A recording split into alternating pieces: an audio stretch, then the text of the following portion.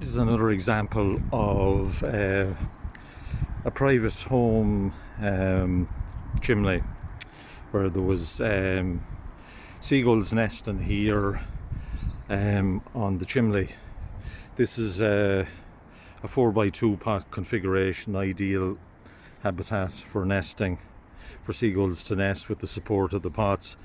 But as you see here, there was an attempt to proof the property and mitigate against nesting seagulls. Again, the wrong spikes used, pigeon spikes used, incorrectly put on in terms of the positioning of them, wrong adhesive used, just totally wrong. For further information on seagull mitigation measures, contact Ecologica Environmental on 086 812 0435 or visit ecologica.ie.